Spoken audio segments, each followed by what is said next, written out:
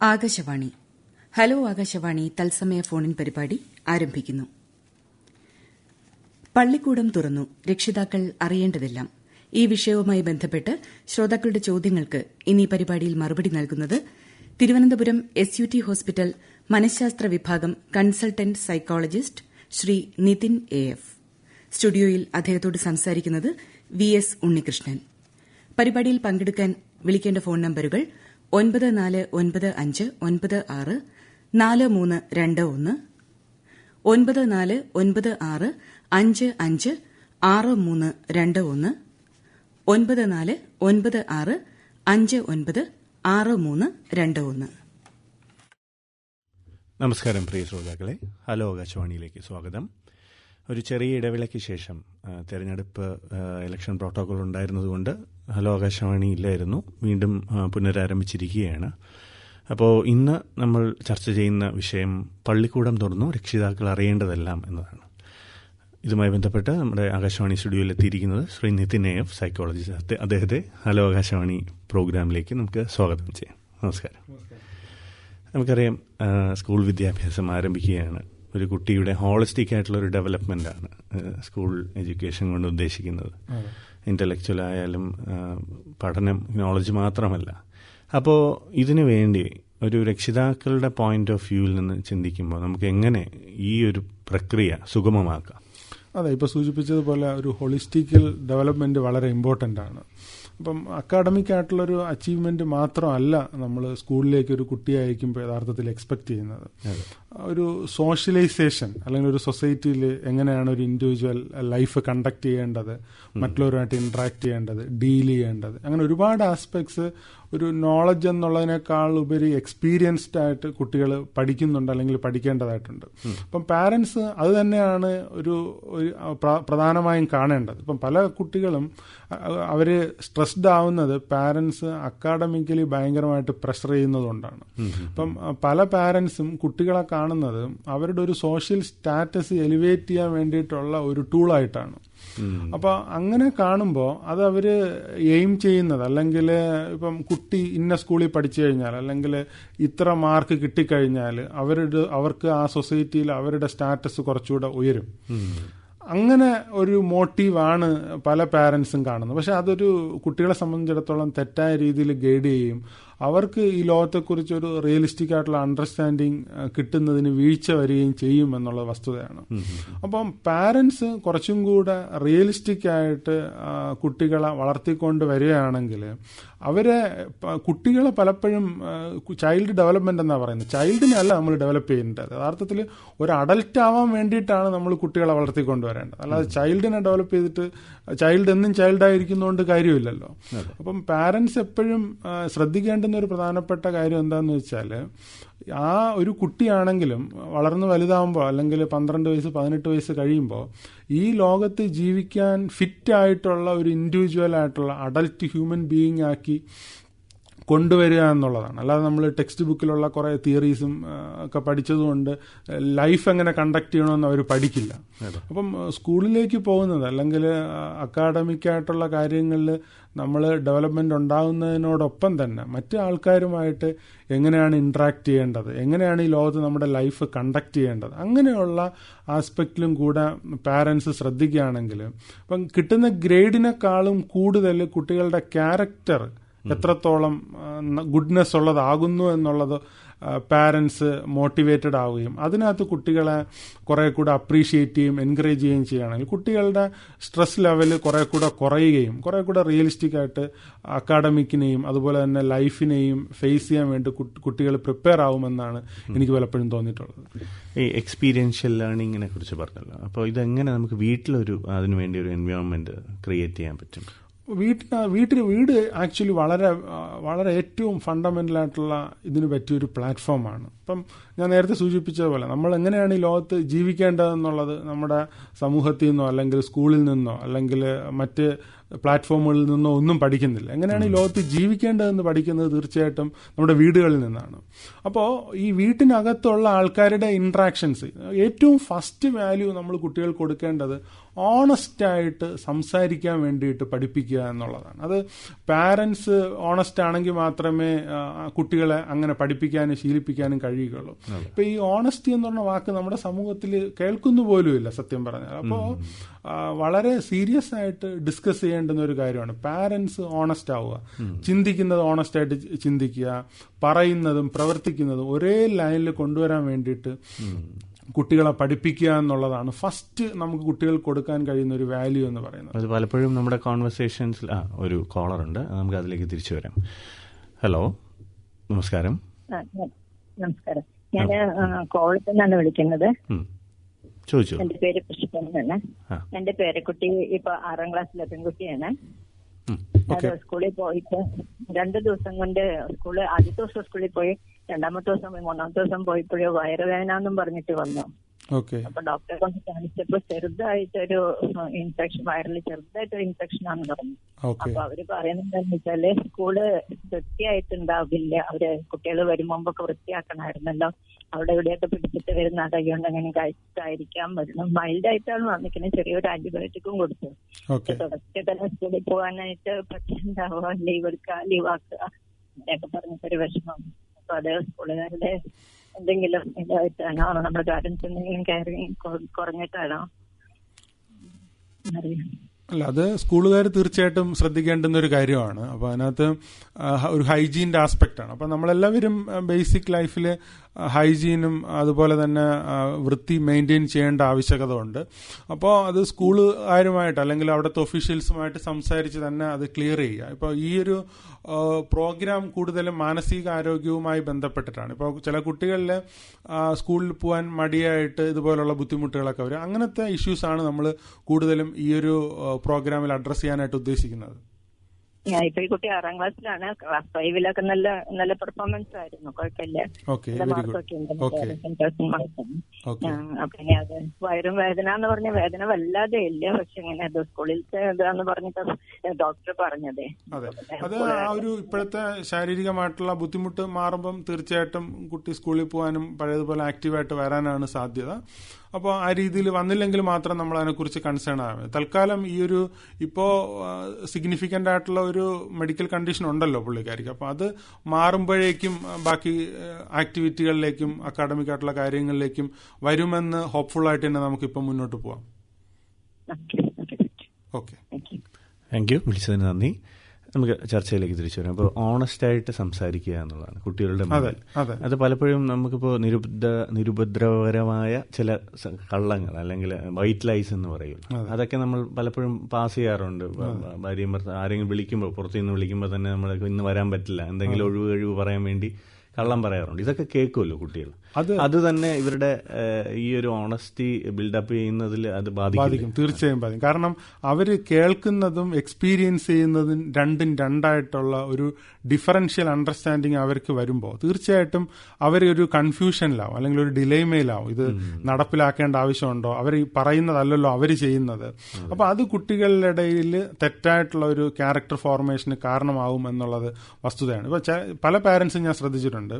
ഇപ്പം അച്ഛനോട് പറയല്ലേ മോളെ അല്ലെങ്കിൽ അമ്മയോട് പറയല്ലേ മോനെ എന്ന് പറഞ്ഞിട്ടായിരിക്കും ചില കാര്യങ്ങൾ ചെയ്യുക. ആക്ച്വലി അങ്ങനെ പറയുമ്പോൾ തന്നെ അവരുടെ ഉള്ളിൽ അങ്ങനെ മറച്ചു വെച്ചും അല്ലെങ്കിൽ തെറ്റായ രീതിയിൽ ഒരു ഈവിൾ ആയിട്ടുള്ള ഒരു ക്യാരക്ടർ ഡെവലപ്പ് ചെയ്യാൻ വേണ്ടിയിട്ടുള്ള ഒരു വിളനിലം പാരൻസ് തന്നെ ക്രിയേറ്റ് ചെയ്യുകയാണ്. അപ്പം ഏറ്റവും നമുക്ക് നമ്മുടെ അടുത്ത ജനറേഷന് കൊടുക്കാൻ പറ്റുന്ന ഹയസ്റ്റ് വാല്യൂ എന്ന് പറയുന്നത് ഓണസ്റ്റ് ആയിട്ടുള്ള ഒരു കോൺവെർസേഷൻ തന്നെയാണ്.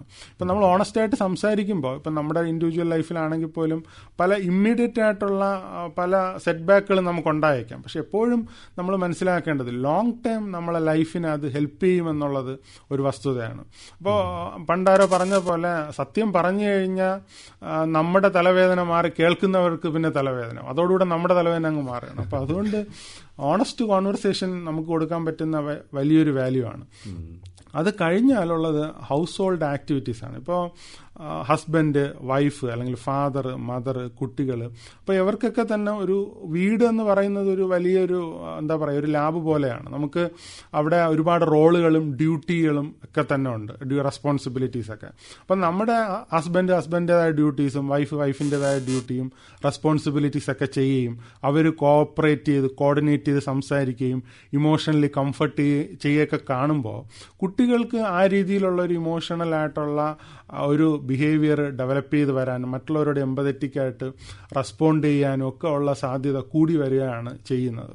അപ്പോൾ ഈ ഹൗസ് ഹോൾഡ് ആക്ടിവിറ്റീസും അതുപോലെ തന്നെ household roles, duties, responsibilities ഒക്കെ തന്നെ കുട്ടികളെ ഭയങ്കരമായിട്ട് ഹെൽപ്പ് ചെയ്യുന്ന ഒരു വസ്തുതയാണ്. ഇപ്പോൾ ഒരു സ്കൂൾ എങ്ങനെ ആയിരിക്കും എന്ന് നമുക്ക് പറയാൻ പറ്റില്ല, അല്ലെങ്കിൽ ഒരു സൊസൈറ്റി എങ്ങനെ ആയിരിക്കും എന്ന് പറയാൻ പറ്റില്ല. പക്ഷെ ഒരു വീട് എങ്ങനെ ആണ് പോകേണ്ടത് എന്നുള്ളത് 3, 4, 5, 6 പേരുള്ള അവർക്ക് തന്നെ ഡിസൈഡ് ചെയ്ത് മുന്നോട്ട് കൊണ്ടുപോകാൻ പറ്റും. അല്ലാതെ നമുക്ക് ഈ ലോകത്ത് മുഴുവനും ഫിക്സ് ചെയ്തിട്ട് നമ്മളെ ശരിയാവാമെന്ന് വിചാരിച്ചാൽ നമുക്ക് നടക്കുന്ന കാര്യമല്ല. ആദ്യം നമ്മുടെ വീട് ഈ സെറ്റ് ഇൻ ഓർഡർ ആക്കുക എന്നുള്ളതാണ്. അതിനുശേഷം നമ്മൾ ഈ ലോകത്തെ ക്രിട്ടിസൈസ് ചെയ്യാൻ പോവുക എന്നുള്ളതാണ്. അങ്ങനെ പോകുമ്പോൾ കുറെ കൂടെ നമ്മൾ ജീവിച്ചിരിക്കുന്നതിനൊരു സിഗ്നിഫിക്കൻസ് ഉണ്ട്, അല്ലെങ്കിൽ ഒരു മീനിങ് ഉണ്ട്, നമ്മളെ ലൈഫ് ഫങ്ഷനിങ് ആണ് എന്നുള്ള ഒരു റിയലൈസേഷൻ നമുക്ക് വരുമെന്നുള്ള ഒരു വസ്തുതയാണ്. പിന്നെ ഈ ലിമിറ്റ് സെറ്റിംഗ് ഉണ്ടല്ലോ, ഇപ്പോൾ ഒരു 2 പാരൻസും കൂടെ ചേർന്നാണല്ലോ ഒരു ലിമിറ്റ് സെറ്റ് ചെയ്യേണ്ടത്. എങ്ങനെ പാരൻറ്റിങ്, ഒരു കുട്ടിയെ എങ്ങനെ വളർത്തണം, ഏത് ലിമിറ്റിലാണ് ഓരോ കാര്യത്തിലും സെറ്റ് ചെയ്യേണ്ടത്. ഇത് തമ്മിലൊരു പലപ്പോഴും കോൺഫ്ലിക്റ്റ് ഉണ്ടാവാറുണ്ട് പാരൻസ് തമ്മിൽ. മദർ സെറ്റ് ചെയ്യുന്ന ലിമിറ്റ് ആയിരിക്കില്ല ചിലപ്പോൾ ഫാദർ സെറ്റ് ചെയ്യുന്നത്. അപ്പോൾ അതിൽ എന്തൊക്കെയാണ് ശ്രദ്ധിക്കേണ്ട കാര്യം? അതിൽ ഈ ഹസ്ബൻഡ് വൈഫ് റിലേഷൻഷിപ്പ് ഇൻടാക്റ്റ് ആവുക എന്നുള്ളത് വളരെ വളരെ പ്രധാനപ്പെട്ട ഒരു കാര്യമാണ്. അപ്പം പ്രത്യേകിച്ച് കുട്ടികളുടെ കാര്യത്തിലല്ല, ഒരു വീട്ടിലെ എല്ലാ കാര്യങ്ങളും, ഒരു ഫാമിലിയിലെ എല്ലാ കാര്യത്തിലും അവർ തമ്മിലൊരു ഐക്യം ഉണ്ടാവുക, അല്ലെങ്കിൽ അവർ തമ്മിൽ എന്തെങ്കിലും ഡിഫറൻസ് ഒപ്പീനിയൻ ഉണ്ടെങ്കിൽ അവർ ഇൻ പ്രൈവറ്റ് കോൺവെർസേഷനിൽ അതിനകത്തൊരു ക്ലാരിറ്റി ഉണ്ടാക്കി ഏത് രീതിയിലാണ് നമ്മൾ മുന്നോട്ട് പോകേണ്ടതെന്നുള്ളൊരു ഡിസിഷൻ എടുത്തതിന് ശേഷം നമ്മളത് അപ്ലൈ ചെയ്യാൻ വേണ്ടിയിട്ട് ശ്രമിക്കുക. അല്ലാതെ കുട്ടികൾ ഈ വളർന്നു വരുന്ന പ്രായത്തിൽ അവരുടെ മുന്നേ നമ്മളൊരു ഡിസ്പ്യൂട്ട് ഉണ്ടാക്കുകയാണെങ്കിൽ തീർച്ചയായിട്ടും അവർക്ക് പ്രോപ്പറായിട്ടുള്ളൊരു ലേണിംഗ് ഉണ്ടാവണമെന്നില്ല. അപ്പോൾ അത് നമ്മൾ നേരത്തെ മനസ്സിലാക്കുക എന്നുള്ളതാണ് ഏറ്റവും പ്രധാനപ്പെട്ട കാര്യം. അപ്പോൾ ഫാദർ മദറിനിടയിലുള്ളൊരു കോൺവെർസേഷൻ വളരെ ഇമ്പോർട്ടൻ്റ് ആണ്. അവർക്ക് ഇപ്പോൾ ഒരു ഉദാഹരണം പറഞ്ഞു, ഇപ്പോൾ 2 സ്കൂളിൽ ഒരു ഫാദർ പറയാണ് ഒരു സ്കൂള്, മദർ പറയാണ് വേറൊരു സ്കൂൾ. അപ്പോൾ അവർ 2 രീതിയിൽ കുട്ടികളുടെ മുന്നേ തർക്കിക്കുകയാണെങ്കിൽ വലിയ രീതിയിലുള്ള തെറ്റായ കാഴ്ചപ്പാട് കുട്ടികളിൽ ഉണ്ടാകുന്നതിന് കാരണം. അപ്പോൾ എപ്പോഴും നമ്മൾ കുട്ടികളുടെ മുന്നേ പാരൻസ് ഒരു യൂണിറ്റി ഉള്ളവരായിട്ട്, അല്ലെങ്കിൽ അവർക്ക് കാര്യങ്ങൾ പ്രോപ്പറായിട്ട് ഡിസൈഡ് ചെയ്യാൻ പറ്റുന്നവരായിട്ട് തന്നെ നമ്മൾ ആയാലേ കുട്ടികൾക്ക് പ്രോപ്പറായിട്ടുള്ള ഒരു ലേണിംഗ് അല്ലെങ്കിൽ ഒരു ലിസൺ കൊടുക്കാൻ കഴിയുമെന്നുള്ളതൊരു വസ്തുതയാണ്. ഇപ്പോൾ സ്കൂൾ ടൈം സ്പെൻഡ് ചെയ്തിട്ട് വീട്ടിലേക്ക് വരുന്നൊരു കുട്ടി, വീട്ടിലും ഒരു ടൈം ടേബിൾ, സ്കൂളിലൊരു ടൈം ടേബിൾ ഉണ്ട്, അതുപോലെ തന്നെ വീട്ടിലും ഒരു ടൈം ടേബിൾ സെറ്റ് ചെയ്യേണ്ടതിന് ആവശ്യകത ഉണ്ടോ? തീർച്ചയായിട്ടും. കാരണം നമ്മളൊരു റൂട്ടീൻ അല്ലെങ്കിൽ ഒരു ടൈം ടേബിൾ വളരെ ഇമ്പോർട്ടൻ്റ് ആയിട്ടുള്ളൊരു കാര്യമാണ്. നമുക്ക് അതിലേക്ക് വരാം. ഒരു കോളർ ഉണ്ട്. ഹലോ, നമസ്കാരം. ഹലോ, നമസ്കാരം. ഞാൻ നമസ്കാരം. മോളുടെ കുട്ടിയുടെ കാര്യം ഒന്ന് പറയാൻ വേണ്ടിയാണ് വിളിച്ചത്. പറഞ്ഞോളൂ. കുട്ടി ആള് നല്ല ആക്റ്റീവാണ്. പക്ഷെ പുള്ളിക്കാരിക്ക് എന്ത് കണ്ടാലും, ഞങ്ങളൊക്കെ ഫോൺ എടുത്താൽ എന്ത് സാധനം പുള്ളിക്കാരിക്ക് എല്ലാരെയും കളിപ്പിക്കാൻ വേണ്ടി ഒന്ന് എടുത്ത് മാറ്റി വെക്കുക, മറച്ചു വെക്കുക. ഏജ് എത്രയാണ്? വയസ്സ് എത്രയാണ്? 5 വയസ്സാകുന്നു. സ്കൂളിൽ ചെന്നാൽ അങ്ങനെയുള്ള സ്വഭാവം ഇല്ല. പക്ഷെ പുള്ളിക്കാരിക്ക് ഇഷ്ടമുള്ള എന്തെങ്കിലും കണ്ട ഉടനെ പുള്ളിക്കാരിക്ക് അത് കൊണ്ടുവരണം. എവിടെയെങ്കിലും പോയാലും ചേട്ടിക്ക് ഇഷ്ടമുള്ള ഒരു സാധനമാണ് കാണുന്നെങ്കിൽ അതെടുത്തോണ്ടിരിക്കും പോരും. അങ്ങനെ ഒരു മെന്റാലിറ്റി കാണിക്കുന്നതിന് നമ്മൾ ഡോക്ടറെ വല്ലതും കാണിക്കേണ്ടതുണ്ടോ? അല്ല, അത് ഡീറ്റെയിൽ ആയിട്ട് സിഗ്നിഫിക്കൻ്റ് ആയിട്ട് എന്തെങ്കിലും പ്രോബ്ലം ഉണ്ടോ എന്നുള്ളത് നമ്മൾ അസസ് ചെയ്യുക എന്നുള്ളതാണ് ഏറ്റവും പ്രധാനപ്പെട്ട കാര്യം. ഇപ്പോൾ ചെറിയ രീതിയിലുള്ള ഡിഫറൻസും അല്ലെങ്കിൽ കുട്ടികൾ നമ്മൾ പറയുന്ന പോലെ കേൾക്കാതിരിക്കുക, അങ്ങനെ ഉള്ള കാര്യങ്ങൾ നമ്മൾ വീട്ടിൽ തന്നെ അത് കറക്റ്റ് ചെയ്യാൻ വേണ്ടിയിട്ട് ശ്രമിക്കുക എന്നുള്ളതാണ്. അല്ലാതെ എല്ലാത്തിനും നമ്മൾ ഇതുപോലെ ഒരു ഫോമലായിട്ടുള്ള കാര്യങ്ങൾ അഡ്രസ്സ് ചെയ്യേണ്ടതായിട്ട് ഇല്ല എന്നാണ് എൻ്റെ അഭിപ്രായം. നമുക്ക് വീട്ടിൽ പരിഹരിക്കാൻ പറ്റുന്ന കാര്യങ്ങളൊക്കെ തന്നെ വീട്ടിൽ പരിഹരിക്കുന്നതാണ് ഏറ്റവും പ്രധാനപ്പെട്ട കാര്യം.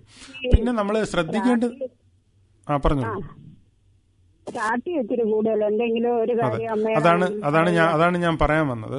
അപ്പൊ കുട്ടികളെ സംബന്ധിച്ചിടത്തോളം നമ്മൾ വളരെ നേരത്തെ തന്നെ ഒരു പ്രത്യേകിച്ച് 2 വയസ്സിനും 4 വയസ്സിനും ഇടയിലൊക്കെ തന്നെ ശ്രദ്ധിക്കേണ്ടുന്ന ഒരു കാര്യമാണ് വാശി യാതൊരു കാരണവശാലും നമ്മൾ അനുവദിച്ചു കൊടുക്കരുത് എന്നുള്ളത്.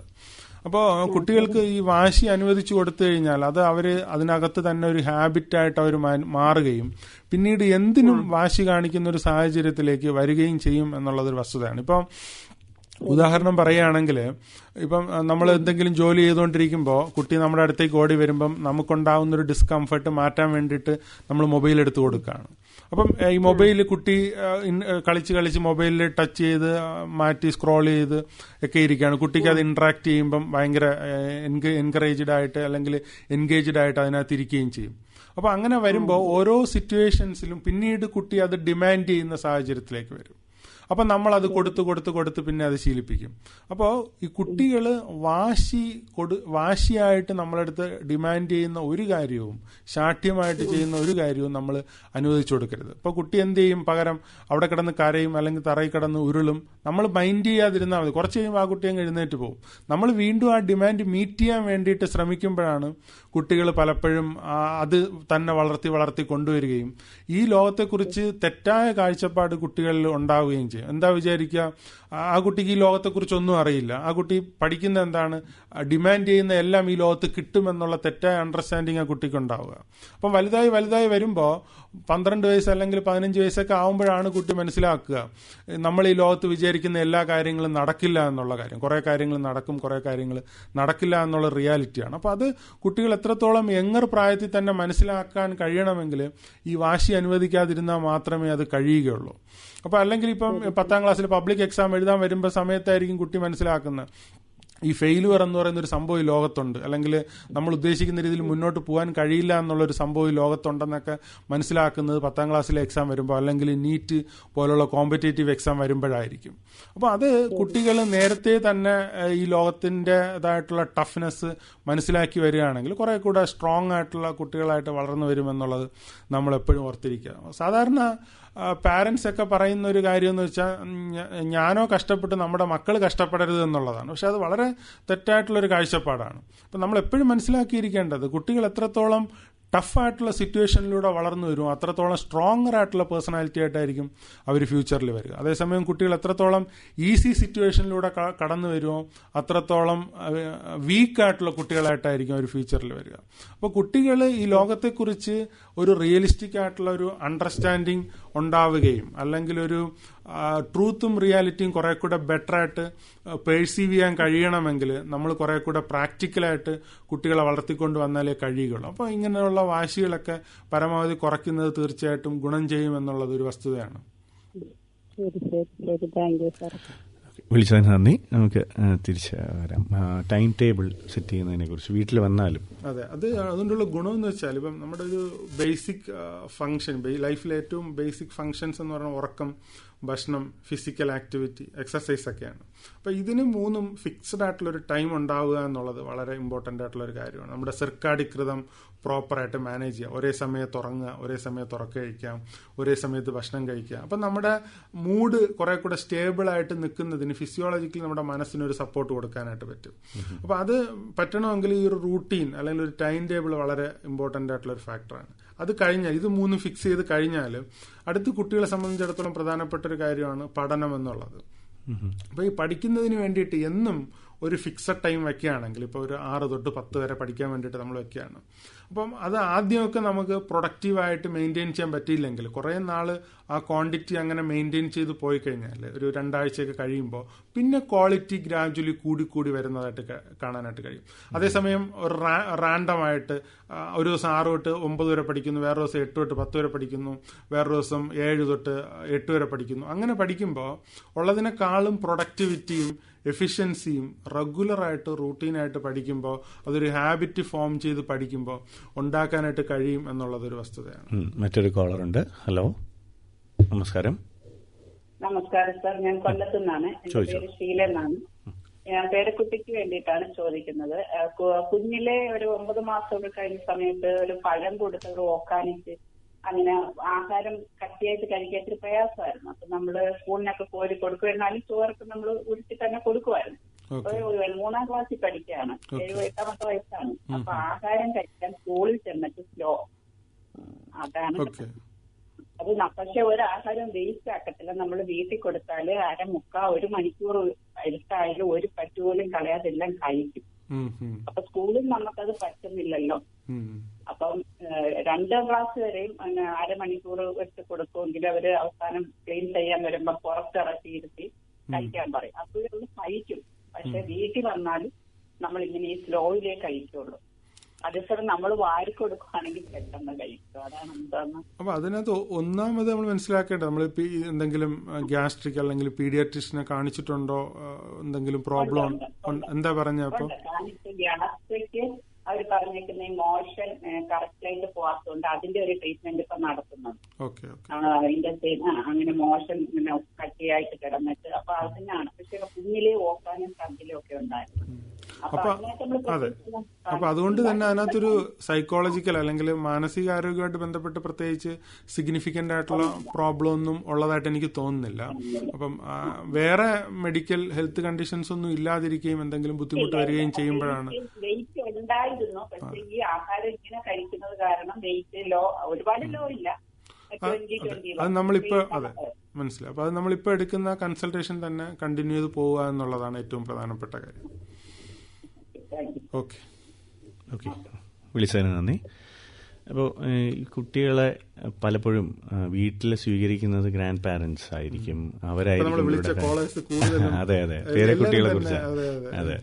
അപ്പോൾ ഈ ഗ്രാൻഡ് പാരന്റ്സ് ഫോസ്റ്റർ ചെയ്യുന്ന കുട്ടികളെ അതിൽ രക്ഷിതാക്കൾക്ക് എന്തൊക്കെ കോൺട്രിബ്യൂട്ട് ചെയ്യാൻ പറ്റും, അല്ലെങ്കിൽ എന്തൊക്കെ സെറ്റിങ്സ് ആണ് അതിൽ മാറ്റേണ്ടത്? അതൊരു വലിയ പ്രോബ്ലമാണ്. ഇപ്പം നമ്മുടെ നാട്ടിൽ പല ഫാദറും മദറും വർക്കിംഗ് സിറ്റുവേഷനിലാണെങ്കിൽ, പ്രത്യേകിച്ച് ഫുൾ ടൈം പെർമനന്റ് ജോബുകളാണെങ്കിൽ അവർക്ക് കുട്ടികളെ കെയർ ചെയ്യാൻ സമയം കിട്ടാറില്ല. അപ്പം യഥാർത്ഥത്തിൽ ഈ കുട്ടികൾക്ക്, അതായത് ഗ്രാൻഡ് ചിൽഡ്രൻസിന് ഗ്രാൻഡ് പാരന്റ്സിന് ഇടയിലുള്ള ഒരു റിലേഷൻഷിപ്പ് എന്ന് പറയുന്നത് ഒരു ഇമോഷണലി കണക്റ്റഡ് ആയിട്ടുള്ള ഒരു റിലേഷൻഷിപ്പ് ആയിരിക്കും. അതിനകത്തൊരു റാഷണൽ ആയിട്ടുള്ള അല്ലെങ്കിൽ ഒരു ഡിസിപ്ലിനറി ആസ്പെക്റ്റിൽ വർക്ക് ചെയ്യാറില്ല. അപ്പം വാത്സല്യമായിരിക്കും കൂടുതലും വരുന്നത്. അപ്പൊ അങ്ങനെ വരുമ്പോ ഈ കുട്ടികളെ കറക്റ്റ് ചെയ്യേണ്ടതായിട്ടുള്ള ചില ബിഹേവിയേഴ്സ് ഇവര് പ്രോത്സാഹിപ്പിക്കുകയോ അല്ലെങ്കിൽ കണ്ടില്ല എന്നടിക്കുകയോ, അത് സാരമില്ല കുട്ടിയാണെന്നുള്ള നിലയിൽ അതിനെ കൺസിഡർ ചെയ്ത് അണ്ടർസ്റ്റാൻഡ് ചെയ്ത് മുന്നോട്ട് പോവുകയും ചെയ്യും. എന്നിട്ട് പിന്നീട് കുറെ നാൾ കഴിഞ്ഞിട്ട് എന്തെങ്കിലും പ്രോബ്ലം വരുമ്പം പാരന്റ്സിനെ കുറ്റം പറയുകയും ചെയ്യും.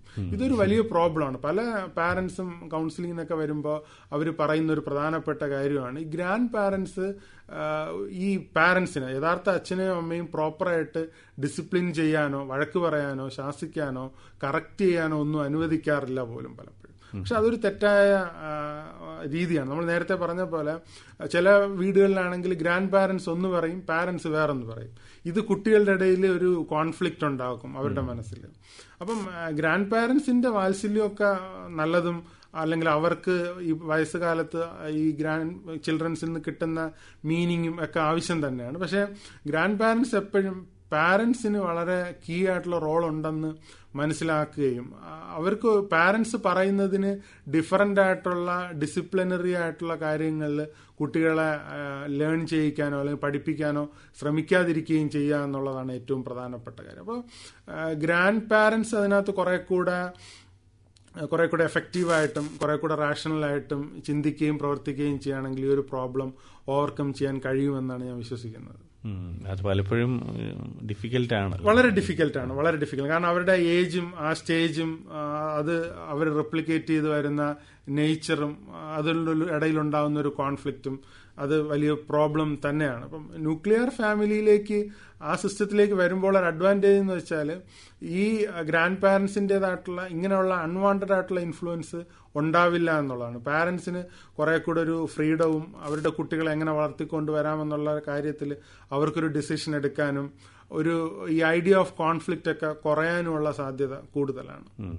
അപ്പം ന്യൂക്ലിയർ ഫാമിലിക്ക് വരുമ്പോൾ നമുക്ക് നഷ്ടപ്പെടുന്ന വേറൊരു ഫാക്ടർ എന്ന് പറയുന്നത് സോഷ്യലൈസേഷനാണ്. അപ്പോൾ അതിനുവേണ്ടി നമുക്ക് എന്തൊക്കെ ചെയ്യാൻ പറ്റും ആസ് എ പാരന്റ്? പാരന്റ്സിനെ സംബന്ധിച്ചിടത്തോളം പാരന്റ്സ് മറ്റ് ആൾക്കാരെടുത്തും കുട്ടികളെടുത്തും ഇടപെടുന്നത് ഈ കുട്ടികൾ എപ്പോഴും നോക്കിക്കൊണ്ടിരിക്കുകയാണ്, എന്താണ് പറയുന്നത്. ഈ കുട്ടികളുടെ ഇപ്പം ജനിച്ചു കഴിയുമ്പോൾ അവർക്കൊരു ലോ റെസൊല്യൂഷൻ വിഷനാണ് അവർക്കുണ്ടാവുക ജനിച്ചു കഴിയുമ്പോൾ. പിന്നീടാണ് വിഷനറി ആയിട്ടുള്ള അല്ലെങ്കിൽ വിഷൻ വൈസ് അവരുടെ പെർസെപ്ഷൻ കുറെ കൂടെ സ്പെസിഫിക് ആയിട്ട് റെസൊല്യൂഷൻ കൂടി വരുന്നത്. പക്ഷേ പ്രഗ്നന്റ് ആയിരിക്കുമ്പോൾ തന്നെ അല്ലെങ്കിൽ തേർഡ് ട്രൈമസ്റ്ററിൽ തന്നെ കുട്ടികൾ ഈ വോയിസ് അല്ലെങ്കിൽ സൗണ്ട് കേൾക്കുന്നു എന്നുള്ളതാണ്. അപ്പം ഈ കേൾക്കുന്നതും പിന്നീട് അവര് കാണുന്നതും തമ്മിലൊരു കോൺഫ്ലിക്റ്റ് വരികയാണെങ്കിൽ, അതായത് പാരന്റ്സിന്റെ ഇന്ററാക്ഷൻസും ഡീലിങ്സും ആണ് ഏറ്റവും പ്രധാനം. ഒന്ന് കുട്ടികളോട്, രണ്ട് കുട്ടികളെ കാണെ മറ്റുള്ളവരോട് പാരന്റ്സ് എങ്ങനെയാണ് ഇടപെടുന്നത് എന്നുള്ളത്. ഇത് രണ്ടും കുട്ടികൾ ഭയങ്കരമായിട്ട് ഇവാലുവേറ്റ് ചെയ്യും. അത് പ്രാക്ടിക്കലി നടപ്പിലാക്കാൻ വേണ്ടിയിട്ട് അല്ലെങ്കിൽ അവരുടെ ലൈഫിലേക്ക് കോപ്പി ചെയ്യാൻ വേണ്ടിയിട്ട് ശ്രമിക്കുകയും ചെയ്യും. അങ്ങനെ വരുമ്പോൾ പാരന്റ്സ് അവരുടെ ഇന്ററാക്ഷൻസ്, അവരുടെ ഡീലിങ്സ് കുറെ കൂടെ ട്രാൻസ്പാരന്റ് ആയിട്ടും സ്ട്രെയിറ്റ് ഫോർവേഡ് ആയിട്ടും കുട്ടികളുടെ മുൻപിൽ ഒരു മോഡലായിട്ട് അല്ലെങ്കിൽ മാതൃകയോടെ ജീവിക്കാനായിട്ട് കഴിയുകയാണെങ്കിൽ കുട്ടികൾ കുറെ കൂടെ ബെറ്ററായിട്ട് നല്ല ക്യാരക്ടറുള്ളവരായിട്ട് വളർന്നു വരാനുള്ള സാധ്യത കൂടുതലാണ്. മറ്റൊരു കാര്യം ഡിജിറ്റൽ ഹൈജീനാണ്. ഇപ്പോൾ സ്കൂളിൽ നിന്നും വീട്ടിലെത്തുന്ന ഒരു കുട്ടി ഉറങ്ങുന്നത് വരെ സ്പെൻഡ് ചെയ്യുന്ന പല ഡിവൈസസ് ഉണ്ടല്ലോ. സ്ക്രീൻ ടൈം സെറ്റ് ചെയ്യുക എന്നുള്ളത് ഒരു വലിയ ഇമ്പോർട്ടൻ്റ് ആയിട്ടുള്ള കാര്യമാണ്. അതിലെന്തൊക്കെയാണ് ശ്രദ്ധിക്കുന്നത്? എൻ്റെ അഭിപ്രായത്തിൽ, പ്രത്യേകിച്ച് എൻ്റെ പേഴ്സണൽ ഒപ്പീനിയനിൽ, 16 വയസ്സ് വരെ കുട്ടികൾക്ക് മൊബൈൽ ഫോണിന്റെ ആവശ്യമേ ഇല്ല എന്നുള്ളതാണ്. ഇപ്പം പല കോവിഡിന്റെ സമയത്ത് പല സ്കൂളുകളും അസൈൻമെന്റുകളാണെങ്കിലും അതുപോലെ തന്നെ നോട്ടുകളൊക്കെ ആണെങ്കിലും വാട്സാപ്പ് വഴി ഷെയർ ചെയ്യുന്ന സാഹചര്യമൊക്കെ ഉണ്ടായിരുന്നു. പക്ഷേ ഇപ്പോൾ അത് കുറഞ്ഞു വരുന്നുണ്ട്. എന്നാലും ചില സ്കൂളുകളൊക്കെ ഇപ്പോഴും ചെയ്യുന്നുണ്ട് എന്നുള്ള വസ്തുതയാണ്. അത് പാരന്റ്സ് തന്നെ ഇടപെട്ടിട്ട് അങ്ങനെയുള്ള സാഹചര്യങ്ങൾ ഒഴിവാക്കേണ്ടത് വളരെയേറെ ആവശ്യമുള്ള ഒരു കാര്യമാണ്. അപ്പോൾ ഡിജിറ്റൽ മിനിമലിസം എന്ന് പറയുന്ന ഒരു കോൺസെപ്റ്റ് വീടുകളിലൊക്കെ അഡോപ്റ്റ് ചെയ്യേണ്ട ആവശ്യകത ഉണ്ട്. അതായത് വളരെ എസെൻഷ്യൽ ആയിട്ടുള്ള കാര്യങ്ങൾക്ക് നമുക്ക് മൊബൈൽ ഫോൺ അല്ലെങ്കിൽ കമ്മ്യൂണിക്കേഷൻ ഡിവൈസുകൾ ഉപയോഗിക്കുക എന്നുള്ളതാണ്. ഈ പേഴ്സണൽ റിലേഷൻഷിപ്പ് മെയിൻറ്റെയിൻ ചെയ്യാൻ വേണ്ടിയിട്ട് ഇപ്പോൾ ഓക്കെ ഈ ഡിസ്റ്റന്റ് ആയിട്ടുള്ള ഇപ്പം പ്രവാസികളായിട്ടുള്ള ആൾക്കാരെയൊക്കെ ഹെൽപ്പ് ചെയ്യുന്നുണ്ടെങ്കിലും അല്ലാത്തിടത്തോളം കാലം ഡയറക്റ്റ് ആയിട്ടുള്ള ഫേസ് ടു ഫേസ് കോൺവെർസേഷനിൽ നിന്ന് കിട്ടുന്ന അത്രയും ഒരു ഇൻഫ്ലുവൻസും ഇമ്പാക്റ്റും എഫിഷ്യൻസിയും ഒന്നും ഒരിക്കലും നമുക്ക് ഈ ഒരു ഡിജിറ്റലായിട്ടുള്ള കോൺവെർസേഷനിൽ കിട്ടില്ല എന്നുള്ള വസ്തുതയാണ്. അപ്പം ഇന്നത്തെ ഒരു പോസ്റ്റ് മോഡേൺ ജനറേഷനിൽ സംഭവിക്കുന്ന ഒരു പ്രധാനപ്പെട്ട കാര്യം എന്താ വെച്ചാൽ ഈ ഫേസ് ടു ഫേസ് ഇന്ററാക്ഷൻസ് കുറയുന്നു എന്നുള്ളതാണ്. അപ്പോൾ ഈ ഡിജിറ്റലി നമ്മൾ കംപ്ലീറ്റ് അവോയ്ഡ് ചെയ്യുക എന്നുള്ളത് ഒരിക്കലും പോസിബിൾ ആയിട്ടുള്ള ഒരു കാര്യമല്ല. പക്ഷെ അത് പരമാവധി മിനിമൈസ് ചെയ്തുകൊണ്ട് ഓഫ്ലൈൻ ആയിട്ടുള്ള കാര്യങ്ങളും ഡയറക്റ്റ് ആയിട്ടുള്ള ആക്ടിവിറ്റികളും അതുപോലെ തന്നെ ഫേസ് ടു ഫേസ് ഇന്ററാക്ഷൻസും പരമാവധി കൂട്ടുകയാണെങ്കിൽ കുട്ടികൾക്ക് കുറെ കൂടെ റിയലിസ്റ്റിക് ആയിട്ടുള്ള അണ്ടർസ്റ്റാൻഡിങ് ഈ ലോകത്തെക്കുറിച്ച് അവർക്ക് കിട്ടും എന്നുള്ളത് ഒരു വസ്തുതയാണ്. അല്ലെങ്കിൽ ഒരു ഡീവിയേറ്റഡ് ആയിട്ടുള്ള അല്ലെങ്കിൽ ഒരു എക്സാജുറേറ്റഡ് ആയിട്ടുള്ള ഇൻഫ്ലേറ്റഡ് ആയിട്ടുള്ള ഒരു അണ്ടർസ്റ്റാൻഡിങ് ആയിരിക്കും അവർക്ക് ഈ ലോകത്തെക്കുറിച്ച് കിട്ടുക. അപ്പോൾ ഡിജിറ്റലി നമ്മൾ മിനിമൈസ് ആവുക എന്നുള്ളത് പാരന്റിങ്ങിൽ വളരെ പ്രധാനപ്പെട്ട ഒരു ഫാക്ടറാണ്. പലപ്പോഴും കാണുന്നത് ഫുഡ് കഴിക്കാൻ വേണ്ടി പോലും സ്ക്രീൻ കൊടുക്കേണ്ടി വരുന്ന ഒരവസ്ഥയാണ് മിക്ക വീടുകളിലും കാണുന്നത്. അതെ, അത് കുട്ടികളെ തീർച്ചയായും അവർ കാണുന്ന അതിനകത്തൊരു അഡിക്ഷൻ മാത്രമല്ല ഉണ്ടാവുന്നത്, ആ കാണുന്ന കണ്ടന്റും ആ കാണുന്ന ഐഡിയയും കൂടെ കുട്ടികളെ ഇൻഫ്ലുവൻസ് ചെയ്യുന്നു എന്നുള്ളതൊരു വസ്തുതയാണ്. അപ്പം ലൈഫ് എന്ന് പറയുന്നത് എപ്പോഴും നമ്മൾ ഉദ്ദേശിക്കുന്ന പോലെ എൻജോയ് ചെയ്യാനോ അല്ലെങ്കിൽ എപ്പോഴും പ്ലഷറബിൾ ആയിട്ടിരിക്കുക എന്നുള്ളതല്ല.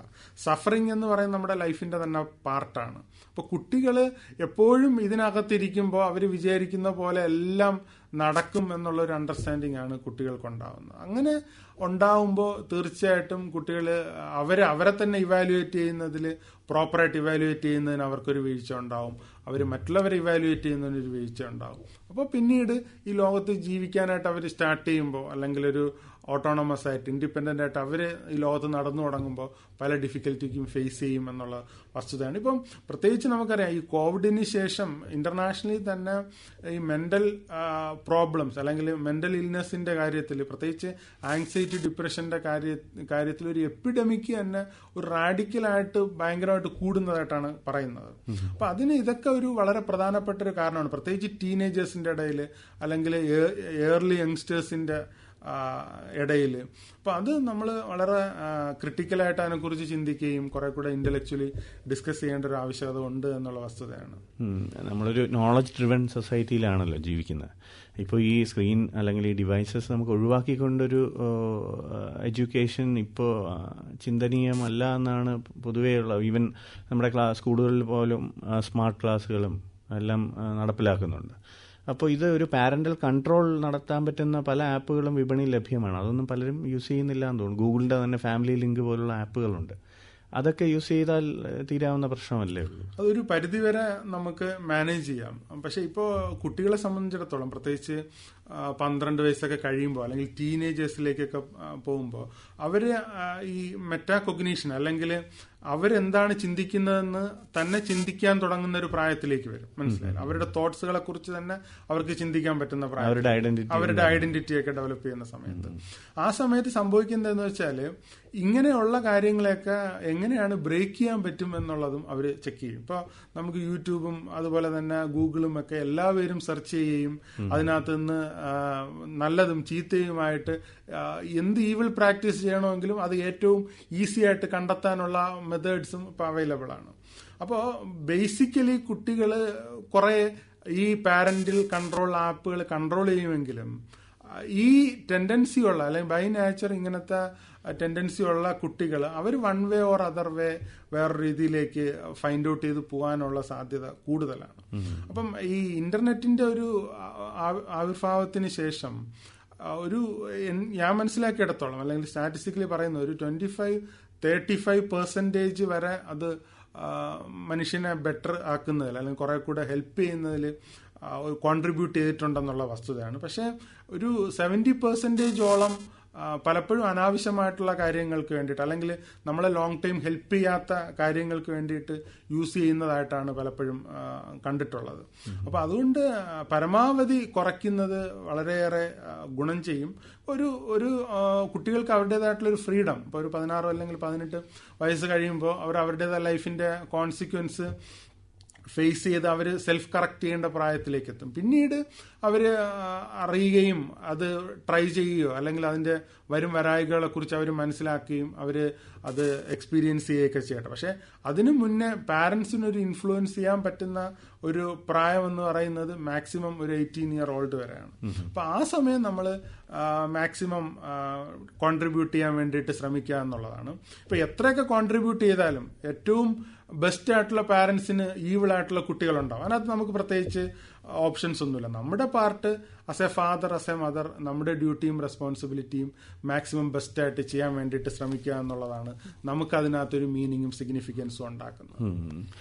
ഈ ക്യാരക്ടർ ഫോർമേഷന്റെ ഒരു ബേസ്മെന്റ് ഉണ്ടാകുന്ന ഈ ഫോർമാറ്റീവ് ഇയേഴ്സിലാണെന്ന് പറയുന്നു.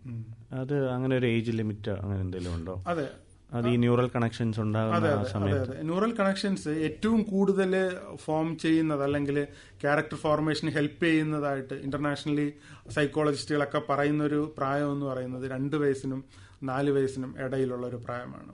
അപ്പൊ ആ സമയത്ത് കുട്ടികളെ നമ്മൾ എത്രത്തോളം ബെസ്റ്റായിട്ട് മോൾഡ് ചെയ്യാൻ വേണ്ടിയിട്ട് ശ്രമിക്കുമോ അത്രത്തോളം ബെസ്റ്റ് ആയിരിക്കും പിന്നീട് അവരുടെ ഒരു ഫ്യൂച്ചറിലുള്ള അവരുടെ ക്യാരക്ടർ എന്ന് പറയുന്നത്.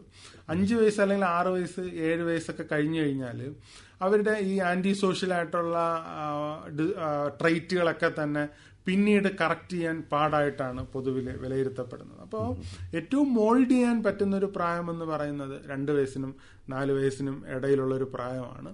അപ്പൊ പാരന്റ്സ് ആ സമയത്ത് കൂടുതൽ ലാളിക്കുകയും കൊഞ്ചിക്കുകയും ഈ വാശികളെല്ലാം സാധിപ്പിച്ചു കൊടുക്കുകയും ചെയ്യുകയാണെങ്കിൽ പിന്നീട് നമുക്കിത് കറക്റ്റ് ചെയ്യാം അല്ലെങ്കിൽ കുറെ കൂടെ വളർന്നിട്ട് കറക്റ്റ് ചെയ്യാമെന്ന് വിചാരിച്ചാൽ അത് ടഫായിട്ടാണ് പൊതുവിൽ കാണുന്നത്. അപ്പോൾ അത് പ്രത്യേകിച്ച് യങ്ങറായിട്ടുള്ള കപ്പിൾസും അതുപോലെ പാരന്റ്സ് ഒക്കെ തന്നെ അത് മനസ്സിലാക്കിയിരിക്കേണ്ടത് വളരെ പ്രധാനപ്പെട്ട ഒരു കാര്യമാണ്.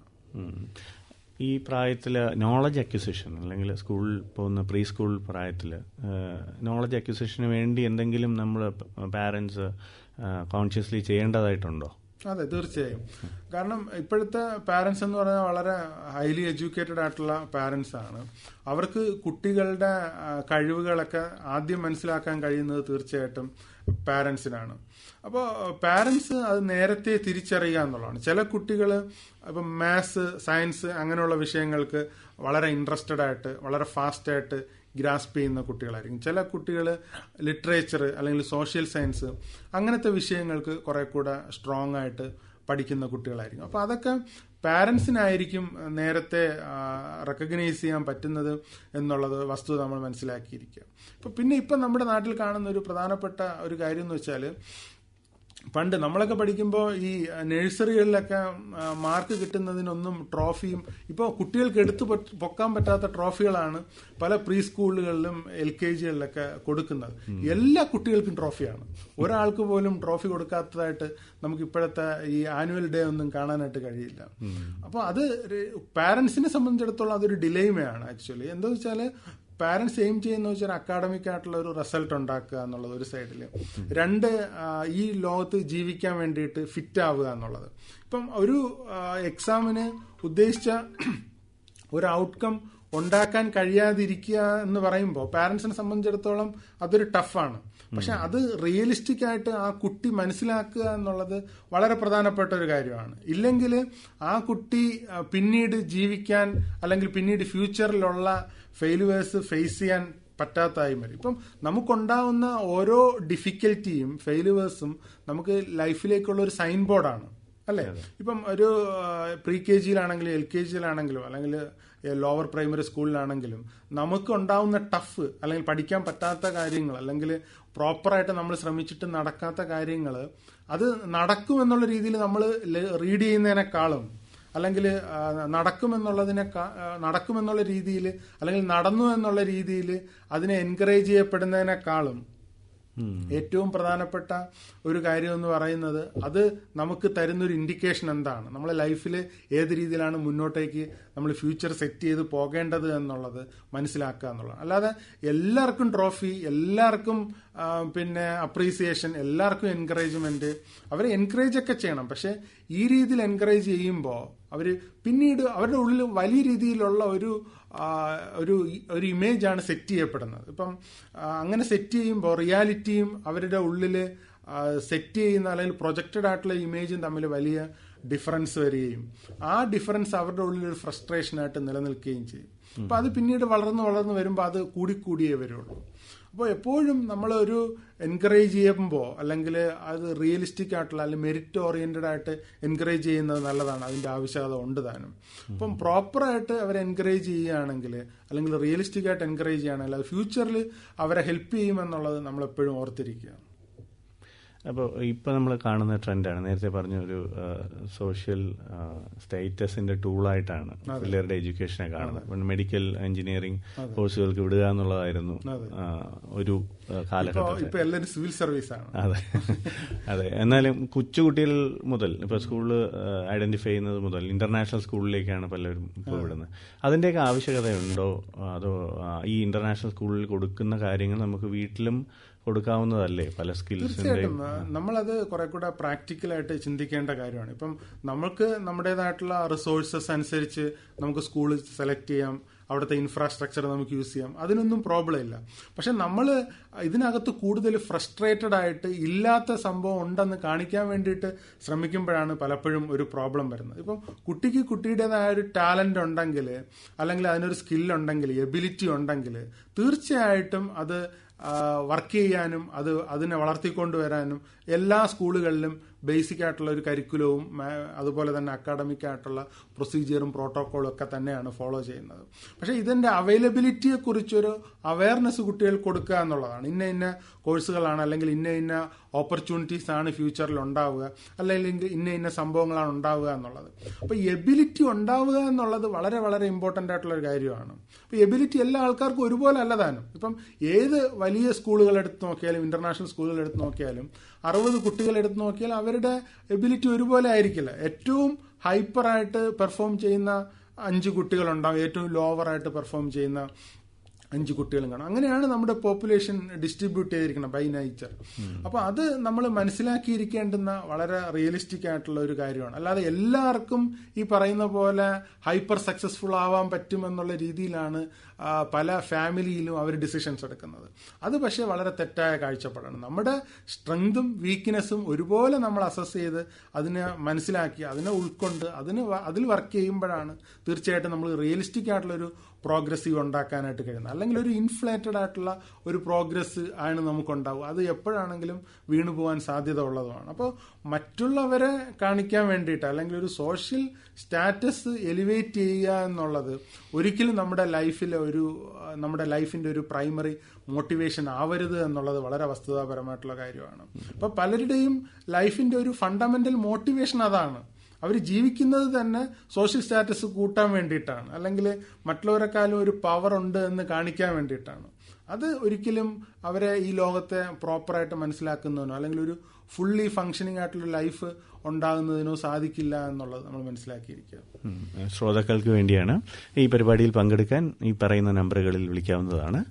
94969321, ഒരു നമ്പർ കൂടി 9496556321, മറ്റൊരു നമ്പർ 9496596321. അപ്പോൾ നമുക്ക് ഇതിലേക്ക് തിരിച്ചു വരാം. ഈ ടീനേജിലേക്ക് കടക്കുന്ന കുട്ടികളിലാണ് പലപ്പോഴും ഈ ഐഡന്റിറ്റി ക്രൈസിസ് ഉൾപ്പെടെ ഉണ്ടാകുന്നത്. അപ്പോൾ അത് അവരുടെ പഠനത്തെ എത്രത്തോളം ബാധിക്കും? അപ്പോൾ ഈ കുട്ടികൾ കുറെ കൂടെ തിങ്ക് ചെയ്ത് തുടങ്ങും, റാഷണലി പാർഷ്യലി ചിന്തിച്ചു തുടങ്ങുന്ന ഒരു സമയമാണ് ഈ ടീനേജിന്റെ തുടക്കം എന്ന് പറയുന്നത്. ഇപ്പോൾ അഡോളസൻസ് പീരീഡ് എന്ന് പറയുന്നത് തന്നെ നമ്മൾ ഡിഫൈൻ ചെയ്തിരിക്കുന്നത് പ്യൂബർട്ടി തൊട്ട് സൈക്കോളജിക്കൽ മെച്യൂരിറ്റി വരെ എന്നാണ്. അത് ഒരു ഇന്റർനാഷണലി പറയുന്ന ഒരു പ്രായം 10നും 12 വയസ്സിനും ഇടയ്ക്ക് തുടങ്ങി ഒരു 18നും 20നും ഇടയ്ക്ക് പ്രായത്തിൽ ആണ് അത് മെച്യൂരിറ്റി എത്തുമെന്നാണ് പ്രതീക്ഷിക്കുന്നത്. അപ്പം ഈ തിങ്കിങ് അവർ സ്റ്റാർട്ട് ചെയ്യുമ്പോൾ തന്നെ അവർ പല കാര്യങ്ങളും ക്രിട്ടിക്കലി, അല്ലെ നമ്മളിപ്പോൾ ഒരു കാര്യം പറയുമ്പോൾ അതിന്റെ മറുവശം എന്താണ് എന്നുള്ളത് ഇവർ ചിന്തിക്കാനായിട്ട് തുടങ്ങുന്ന പ്രായമാണ് ഈ 12 വയസ്സ് എന്ന് പറയുന്നത്, അല്ലെങ്കിൽ ഈ പറയുന്ന പ്യൂബർട്ടി കഴിയുന്നതോടുകൂടെ. അപ്പോൾ അതിനകത്ത് നമ്മൾ മനസ്സിലാക്കേണ്ടുന്ന ഒരു കാര്യം, ആ ഒരു പ്രായത്തിലേക്ക് എത്തിക്കഴിയുമ്പോൾ കുട്ടികളെ ഫോഴ്സ് ചെയ്തൊന്നും ചെയ്യിപ്പിക്കാൻ വേണ്ടിയിട്ട് ശ്രമിക്കരുത് എന്നുള്ളതാണ്. കാരണം നമ്മൾ ഒരിക്കലും സൈക്കോളജി തിരിച്ചു. ഹലോ, നമസ്കാരം.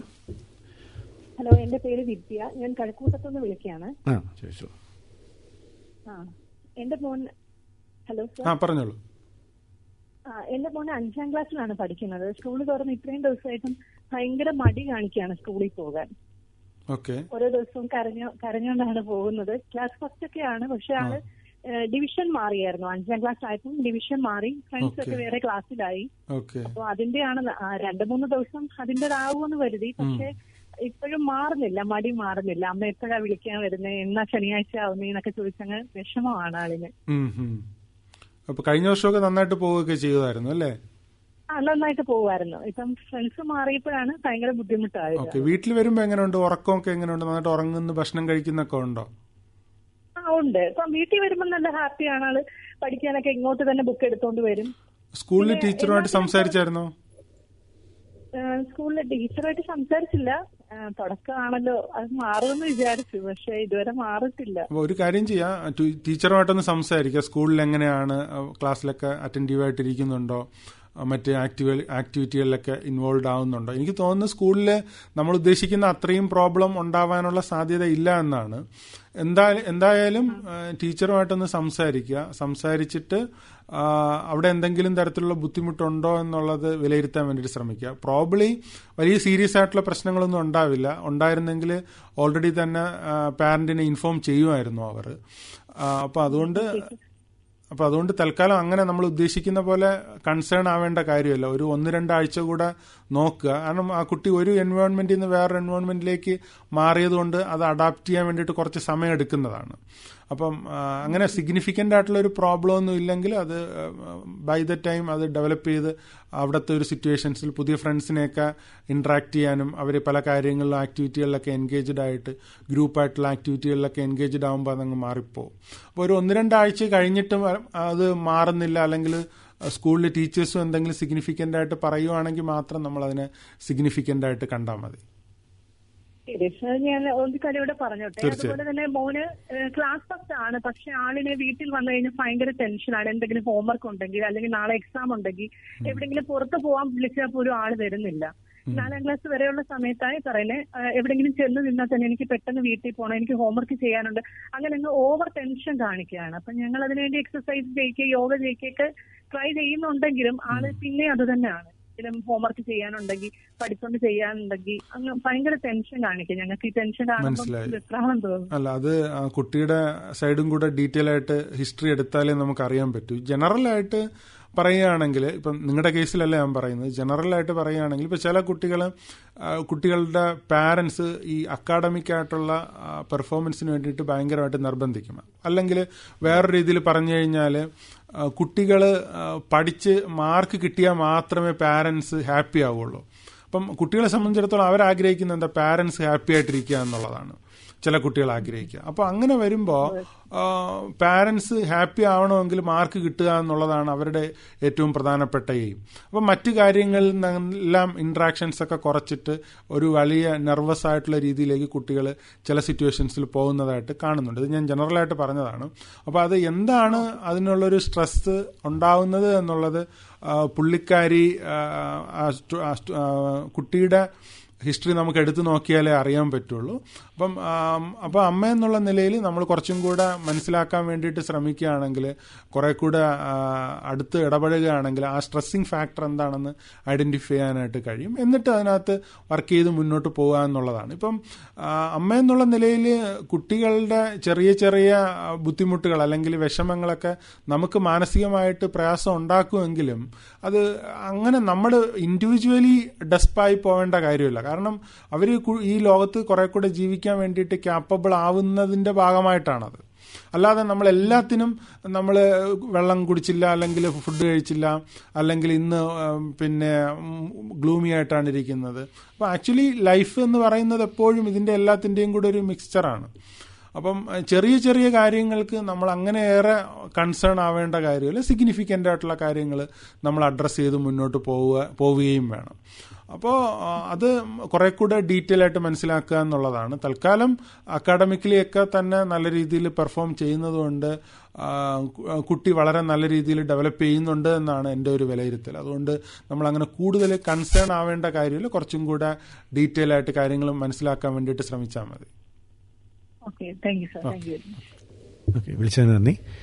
നമുക്ക് ചർച്ചയിലേക്ക് തിരിച്ചു വരാം. ടീനേജ് കുട്ടികളെ കുറിച്ചായിരുന്നു. അതെ, അപ്പോൾ നമുക്ക് ഇപ്പം നമ്മളെ തന്നെ ഒരു കാര്യം ഫോഴ്സ് ചെയ്ത് ചെയ്യിപ്പിക്കുകയാണെങ്കിൽ നമ്മളതിനകത്ത് ഓൾ ഹാർട്ടഡ്ലി വർക്ക് ചെയ്യത്തില്ല. അപ്പോൾ സൈക്കോളജിക്കലി പറയുന്നത് ഫോഴ്സ് ഒരിക്കലും ഒരു ഗുഡ് മോട്ടിവേറ്റർ അല്ല എന്നുള്ളതാണ്. ഇപ്പം നമ്മൾ അവരെ കൊണ്ട് അതിന്റെ ആവശ്യകതയെക്കുറിച്ച് ചിന്തിപ്പിക്കുക എന്നുള്ളതാണ് ഏറ്റവും പ്രധാനപ്പെട്ട കാര്യം. അതിന്റെ കോൺസിക്വൻസും അതിന്റെ അഡ്വാൻറ്റേജും ഡിസഡ്വാൻറ്റേജും പറഞ്ഞ് മനസ്സിലാക്കിക്കുക എന്നുള്ളതാണ് ടീനേജ് പ്രായത്തിൽ ഏറ്റവും പ്രധാനമായിട്ടും ഹെൽപ്പ് ചെയ്യുക. അപ്പോ അതിലേക്ക് തിരിച്ചു വരാം. ഒരു കോളറുണ്ട്. ഹലോ, നമസ്കാരം. നമസ്കാരം. ചോദിച്ചോളൂ. എന്റെ മോളുടെ കുഞ്ഞിന്റെ കാര്യം പറയാൻ വേണ്ടി വിളിച്ചേ ഡോക്ടറെ. പറഞ്ഞോളൂ. മോൾക്ക് ബാങ്കിൽ വർക്ക് ചെയ്യുന്ന മരുമോൻ കപ്പലിലാണ്. അപ്പൊ ഞാൻ ആ കുഞ്ഞിനെ വളർത്തി 6 മാസം ആയപ്പോൾ തൊട്ട് ഞാനാ വളർത്തുന്നത്. ഏജ് എത്രയാണ്? ഇടയ്ക്ക് വയസ്സ് അപ്പൊ 6 മാസമായപ്പോൾ എന്നെ ഏൽപ്പിച്ചതാ. ഇപ്പൊ എത്ര വയസ്സാണ്? ഇപ്പൊ 5 വയസ്സാകാൻ പോകുന്നു അടുത്ത മാസം. ശരി, പറയണം. അപ്പോൾ 2.5 വയസ്സ് വരെയൊക്കെ ഡാൻസും പാട്ടും വർത്തമാനവും എല്ലാം ഉണ്ടായിരുന്നു. ഞാൻ തന്നെയാണ് തൃശ്ശൂര് വർക്ക് ചെയ്തിരുന്നപ്പോ അവിടെ കൂടെ ഞാൻ മാത്രമേ ഉള്ളൂ. വേറെ പുറത്തോട്ടൊന്നും ഇറങ്ങാൻ പറ്റത്തില്ല. യാതൊരുവിധ കാര്യത്തിലും പുറത്തോട്ട് പോകാൻ പറ്റത്തില്ല. അപ്പൊ ആ ഒരവസ്ഥയിൽ ഞാനാണ് കുഞ്ഞിനെ നോക്കിയത്. അപ്പൊ ആ സമയത്ത് ഫുഡ് കഴിക്കാൻ വേണ്ടിയിട്ടൊക്കെ ഞാൻ മൊബൈൽ കാണിച്ചു കൊടുക്കാറുണ്ടായിരുന്നു. അല്ലാതെ ഫുൾ ടൈമും കൊടുക്കാറില്ല. ഞാൻ പുറത്തൊക്കെ കൊണ്ടുപോയി അവിടെ ഇത്തിരി സ്ഥലമുണ്ട്. അവിടെ ബാങ്കിന്റെ ക്വാർട്ടേഴ്സ് ആണ്. അപ്പൊ അവിടെ ഇത്തിരിയൊക്കെ നടന്ന് സൈക്കിൾ അങ്ങനെ ഓരോ കാര്യങ്ങളൊക്കെ ചെയ്യിപ്പിക്കുമായിരുന്നു. അവസാനം പിന്നീട് വന്നപ്പം അവന്റെ അച്ഛനൊക്കെ വിളിക്കുമ്പം ഫോണിൽ കൂടെ വിളിക്കുമ്പം അവൻ നോക്കിയ സംസാരിക്കാൻ ചെയ്യുന്നില്ല. അച്ഛനൊന്നും പിന്നെ വിളിക്കുന്നില്ല. അവരെ 7 മാസമായപ്പോഴേ അച്ഛന്ന് വിളിച്ച കുഞ്ഞാണ്. പിന്നെ അച്ഛനൊന്നും വിളിക്കുന്നില്ല. അപ്പൊ ഞങ്ങൾ വീട്ടിൽ വന്നു കഴിഞ്ഞപ്പം പല പല പ്രശ്നങ്ങൾ പിന്നീട് ഉണ്ടാകുന്നുണ്ട്. ഇവന്റെ പല്ല് ഒരുമാതിരി പുഴുവെടുത്ത പോലെയൊക്കെ തന്നെ ഇരിക്കുമായിരുന്നു. ഒരുമാതിരി അപ്പൊ ഒരു പല്ല് വെക്കണമെന്ന് വിളിച്ചാൽ വരത്തില്ല. പിന്നെ ടോയ്ലറ്റിലൊക്കെ അപ്പോഴൊക്കെ കറക്റ്റായിട്ട് പോകുന്നുണ്ടായിരുന്നു. 3.5 വയസ്സൊക്കെ ആയി കഴിഞ്ഞപ്പോ അവൻ ടോയ്ലറ്റിലൊന്നും പോകാൻ വരുന്നില്ല. ഞാൻ ടോയ്ലറ്റിന് ഇരിക്കത്തില്ല സാറേ. എന്നാലും ആ സൈഡിലൊക്കെ ഇരുന്നാലും പുറത്ത് സ്ഥലമുണ്ട്, അവിടേക്ക് ഇരിക്കുകയാണ് ഞാനത് ചെയ്യിച്ചോണ്ടിരുന്നത്. ഇപ്പം ഒരു 3.5 വയസ്സ് കഴിഞ്ഞപ്പോ കുഞ്ഞിന് വർത്തമാനം കുറഞ്ഞു. പിന്നെ അവന്റെ അച്ഛൻ വന്നു കഴിഞ്ഞു. പിന്നെ അവിടെ ഒരു തെറാപ്പി സെന്ററിൽ കൊണ്ടുപോയി. ഇവിടെ ഞങ്ങളുടെ ആലപ്പുഴ തന്നെ ആലപ്പുഴ ഒരു രമാദേവി ഡോക്ടർ ഉണ്ടായിരുന്നു, പീഡിയാട്രിഷ്യൻ. ആ ഡോക്ടറെ കാണിച്ചപ്പോ ഡോക്ടർ ഇങ്ങനെ ഓട്ടിസത്തിന്റെ എന്താ ഇത്ര ഉണ്ട് കാണിക്കാൻ പറഞ്ഞു. അങ്ങനെ അടുത്ത അവിടെ കാണിച്ചു. അതിനുശേഷം അപ്പൊ തെറാപ്പി ചെയ്യണമെന്ന് പറഞ്ഞു. അങ്ങനെ പിന്നെ തൃശ്ശൂര് തന്നെ അവിടെ ഒരു തെറാപ്പി സെന്ററിൽ കൊണ്ട് കാണിച്ച് അവിടെ ഒരു വർഷം അവിടെ ചെയ്തു, തെറാപ്പി ചെയ്തു. ഇപ്പൊ ആലപ്പുഴയിലാണ് ഞങ്ങള്, കുമരകത്താണ്. കുമരകത്ത് ഇപ്പൊ ട്രാൻസ്ഫർ ആയിട്ട് പോകുന്നു. അവിടെയും 3 ദിവസം ആഴ്ചയിൽ 3 ദിവസം തെറാപ്പി ചെയ്യുന്നുണ്ട്. അപ്പൊ മോന് ആദ്യമൊക്കെ ഞങ്ങളടുത്ത് വിളിക്കുകയും പറയുന്നത് ചെയ്യുന്നില്ലായിരുന്നു. ഈ 3.5 വയസ്സ് 4 വയസ്സൊക്കെ ആയിട്ടൊന്നും സംസാരമൊക്കെ കുറഞ്ഞ് എന്നെ ഇട്ടുകൊണ്ട് അവിടെ വെച്ച് തൃശ്ശൂർ വെച്ച് തന്നെയാണ് എന്നെ ഇട്ട് പെരയുടെ ചുറ്റിനൊക്കെ ഇട്ട് ഓടിക്കും. ചുമ്മാ ഓടിക്കല. ഞാൻ വിളിക്കാനൊന്നും വരത്തില്ല. പിന്നെ ഇങ്ങോട്ടൊക്കെ നോക്കിക്കൊണ്ട് ഇങ്ങനെ ഇരിക്കും. അങ്ങനെ ഒരു അവസ്ഥയായിരുന്നു. അപ്പൊ നമ്മക്കിങ്ങനെ ഓട്ടിസത്തെ കുറിച്ചൊന്നും എനിക്ക് അന്നൊന്നും അതൊന്നും അറിയത്തില്ല. നമ്മുടെ മക്കൾക്കൊന്നും ആരുടെയും കണ്ടിട്ടില്ലാത്ത എനിക്ക് അറിയത്തില്ല. അതിന്റെ ലക്ഷണങ്ങളൊക്കെ ആണെന്നൊന്നും അറിയത്തില്ലായിരുന്നു സാറ്. ഇപ്പം ഇവിടെ തെറാപ്പി ചെയ്യുന്നുണ്ട്. LKG ചേർത്ത് ഇപ്പൊ UKG ആയിട്ടുണ്ട്. അവന്റെ അച്ഛനാണ് എല്ലായിടത്തും കൊണ്ടുപോകുന്നത് ചെയ്യുന്നതൊക്കെ ഇപ്പൊ ചെയ്തുകൊണ്ടിരിക്കുന്നത്. അപ്പൊ കുറെ അധികം മാറ്റങ്ങളുണ്ട്. ഒത്തിരി മാറ്റം വന്ന് ഇപ്പം സംസാരിക്കുന്നുണ്ട്. ഇന്ന സ്ഥലത്ത് പോകണം. അപ്പൊ എന്ത് കഴിച്ചെന്നൊക്കെ ചോദിച്ചാൽ ഡോക്ടറെ പറയത്തില്ല. മോനിപ്പോ എന്ത് കഴിച്ച്, സ്കൂളിൽ ടീച്ചറാണേലും മോൻ എവിടെ പോയിരുന്ന അല്ലെ അച്ഛനുമായിട്ട് എവിടെ പോയിരുന്നൊക്കെ ചോദിച്ചാൽ ഒന്നും പറയത്തില്ല. അതിപ്പോഴും വരുന്നില്ല, അതും ഇപ്പോഴും വന്നിട്ടില്ല സാറേ. എന്നാലും ഒത്തിരി മാറി. ഇപ്പൊ 1 വർഷം അവിടെ തെറാപ്പി ചെയ്ത് ഇപ്പൊ ഇവിടെ വന്നിട്ട് 3 മാസം. ഇനി അടുത്ത ഏപ്രിൽ വരെ ചെയ്യണമെന്നാ പറഞ്ഞിരിക്കുന്നത്. 2 വർഷം ചെയ്യണമെന്നാണ് പറഞ്ഞിരിക്കുന്നത്. ഇപ്പൊ ചെയ്തോണ്ടേ ഇരിക്കുകയാണ്. മോൻ പഠിക്കും. ഇംഗ്ലീഷിലെ അതൊക്കെ സ്പെല്ലിംഗ് ഒക്കെ ഒത്തിരി പറയുന്നതൊക്കെ പറയുന്നുണ്ട്. എങ്കിലൊരു നമ്മുടെ തലച്ചോറിന്റെ എന്തോ ഒരു വിളിക്കുമ്പോഴൊക്കെ ഒരു ശ്രദ്ധക്കുറവും എന്തോ ഒരു ബുദ്ധിമുട്ട് കാണുന്നുണ്ട് ഡോക്ടറെ. ഞാനിതിപ്പോ കേട്ടത് കൊണ്ട് ഡോക്ടറെ വിളിച്ചത്. മനസ്സിലായി. അപ്പൊ അത് ഇപ്പൊ ഓട്ടിസ്റ്റിക് ഫീച്ചേഴ്സ് ഉണ്ട് എന്നുള്ളതാണല്ലോ ഓൾറെഡി കണ്ട് വിലയിരുത്തിയിരിക്കുന്നത്. അപ്പം മറ്റു കുട്ടികളിൽ നിന്ന് കുറച്ച് ഡിഫറന്റ് ആയിട്ടുള്ള ഒരു ഡെവലപ്മെന്റ് ആയിരിക്കും ഈ കുട്ടിയിൽ നിന്ന് ഉണ്ടാവുക. അപ്പം നമ്മൾ എടുത്തുകൊണ്ടിരിക്കുന്ന തെറാപ്പി തന്നെ കണ്ടിന്യൂ ചെയ്ത് പോവുക. അപ്പം ഗ്രാജുവൽ ആയിട്ടുള്ള ചേഞ്ച് ആയിരിക്കും ഈ ബിഹേവിയറിൽ ഉണ്ടാവുക. അല്ല പെട്ടെന്ന് ഒരു റാഡിക്കലായിട്ടുള്ളൊരു ചേഞ്ച് വരാനുള്ള സാധ്യത കുറവാണ്, അങ്ങനെ പൊതുവിൽ കാണുന്നില്ല. അപ്പം നമ്മളതിനോട് പേഷ്യൻ്റായിട്ടിരുന്നുകൊണ്ട് തന്നെ പേഷ്യൻസോടുകൂടെ തന്നെ ഗ്രാജുവലി ആ ചേഞ്ചിന് വേണ്ടിയിട്ട് വർക്ക് ചെയ്യുക എന്നുള്ളതാണ്. അപ്പം മറ്റു കുട്ടികളുടെ പോലെ ഒരു ഡെവലപ്മെന്റിൽ നിന്ന് തീർച്ചയായിട്ടും ഒരു വ്യത്യസ്തമായിട്ടുള്ളൊരു ഡെവലപ്മെന്റ് ആയിരിക്കും ഈ കുട്ടിയിൽ ഉണ്ടാവുക എന്നുള്ള റിയാലിറ്റി ഉൾക്കൊണ്ട് മുന്നോട്ട് പോകേണ്ട ആവശ്യകത ഉണ്ട് താനും. അതെ, മാറുമായിരിക്കും സാറേ. ഒരു ഗ്രാജുവൽ ആയിട്ടുള്ള ഒരു ചേഞ്ച് ആയിരിക്കും. ഫുള്ളായിട്ട് ഇപ്പം നമുക്ക് കംപ്ലീറ്റ് ആയിട്ട് ഇവാലുവേറ്റ് ചെയ്താലേ അറിയാൻ പറ്റുള്ളൂ. എന്തായാലും പൊതുവില് കാണുന്നത് ഒരു ഗ്രാജുവൽ ചേഞ്ച് ക്രമേണ വരുന്നതായിട്ടാണ്. ഓക്കെ, ശരി, വിളിച്ചതിന് നന്ദി. അപ്പോൾ ഈ ആദ്യത്തെ ഫോർമാറ്റീവ് സ്റ്റാർട്ട് ചെയ്യുമ്പോൾ തന്നെ ഈ ഓട്ടിസം ഒന്നും നമുക്ക് ഐഡന്റിഫൈ ചെയ്യാൻ പറ്റുന്ന ഒരു ലക്ഷണങ്ങൾ കിട്ടില്ല അല്ലേ? അല്ല, ചില ഈ ഡെവലപ്മെന്റ് മൈൽ സ്റ്റോൺസ് ഡിലേഡ് ആവുമ്പോൾ തന്നെ ചൈൽഡ് ഡെവലപ്മെന്റ് തെറാപ്പിസ്റ്റുകളൊക്കെ തന്നെ ഐഡന്റിഫൈ ചെയ്യാറുണ്ട്. ചിലർ ലേറ്റായിട്ട് ഐഡന്റിഫൈ ചെയ്യുന്നതായിട്ട് ഇപ്പൊ ഈ കേസിൽ പറഞ്ഞ പോലെ. അപ്പം മിക്കവാറും കേസുകളിലൊക്കെ ഈ ഏറ്റവും നമ്മൾ നോക്കേണ്ടുന്ന പ്രധാനപ്പെട്ട കാര്യം എന്ന് വെച്ചാൽ ഓരോ മൈൽ സ്റ്റോൺസ് മീറ്റ് ചെയ്യുന്നുണ്ടോ എന്നുള്ളതാണ്. അതിന് ചെറിയ ചെറിയ ഡിഫറൻസ് വന്നേക്കാം. വലിയ രീതിയിലുള്ള ഡിഫറൻസ് വരുമ്പോഴാണ് നമ്മൾ സിഗ്നിഫിക്കന്റ് ആയിട്ടുള്ള ഡിഫറൻസ് വരുമ്പോഴാണ് അത് അഡ്രസ് ചെയ്യേണ്ടത്. അത് പക്ഷേ ഒരു പബ്ലിക് ഡൊമൈനിൽ നമുക്ക് അങ്ങനെ മൈൽ സ്റ്റോൺസ് ഒരു സാധാരണ ആൾക്ക് ഐഡന്റിഫൈ ചെയ്യാൻ പറ്റുന്ന ഞാൻ പലപ്പോഴും വിചാരിച്ചിട്ടുണ്ട്. അത് നമ്മൾ സ്കൂളുകളിലൊക്കെ തന്നെ വളരെ ബേസിക് ആയിട്ട് അറിയേണ്ടുന്ന കാര്യമാണ്. ഇപ്പം സൈക്കോളജി ഇന്റേൺസ് ചെയ്യുന്നവർക്ക് പോലും മൈൽ സ്റ്റോൺസ് അറിയുന്നില്ല എന്നുള്ളത് ഒരു പ്രധാനപ്പെട്ട കാര്യമാണ്. അപ്പം ഈ നമ്മള് മൈൽ സ്റ്റോൺസ് എല്ലാവരും അറിഞ്ഞിരിക്കണം. ഒരു ഹ്യൂമൻ ബീയിങ്ങിന്റെ ഡെവലപ്മെന്റ് എങ്ങനെയാണ്, ഓരോ ഏജിലും എങ്ങനെയാണ് നമ്മൾ റെസ്പോണ്ട് ചെയ്യുന്നത്. ഇപ്പം ഈ കോൺഷ്യസ് ആവുക അല്ലെങ്കിൽ ഒരു കോൺഷ്യസ്നെസ് എന്ന് പറയുന്നത് നമ്മളെ കുറിച്ചുള്ള ഒരു അവയർനെസ് എന്നാ പറയുന്നത് അല്ലെ? അപ്പൊ awareness of self and surrounding എന്നാണ്. ഇത് നമ്മളെ കുറിച്ചുള്ള ഒരു അവയർനെസ്സും ഉണ്ടാവുന്നില്ല, നമ്മളെ സറൗണ്ടിങ്ങിനെ കുറിച്ചുള്ള ഒരു അവയർനെസ് ഉണ്ടാവും. ആക്ച്വലി അതുണ്ടാക്കുമ്പോഴാണ് അല്ലെങ്കിൽ ഉണ്ടാവുമ്പോഴാണ് നമ്മൾ ഈ ലോകത്ത് കുറെ കൂടെ ലൈഫ് കണ്ടക്ട് ചെയ്യാൻ വേണ്ടിയിട്ട് ഫിറ്റ് ആവുന്നത്. അത് ഏറ്റവും ബെസ്റ്റ് ആയിട്ടുള്ള ഒരു പ്ലാറ്റ്ഫോം അല്ലെങ്കിൽ ഒരു ഓപ്പർച്യൂണിറ്റി എന്ന് പറയുന്നത് പാരന്റിങ്ങിന്റെ ടൈം തന്നെയാണ്. അപ്പോൾ നമ്മുടെ ടീനേജിലെ പഠനത്തിനെ കുറിച്ചായിരുന്നു സംസാരിച്ചുകൊണ്ടിരുന്നത്. പല ഡിസ്ട്രാക്ഷൻസും വരുന്ന സമയമാണ് അല്ലേ, ഹോർമോണലായിട്ടുള്ള ഇൻഫ്ലക്ച്വേഷൻസ് എല്ലാം വരുന്നത്. അപ്പോൾ അതിനെക്കുറിച്ച് കൂടുതൽ പറയാമോ?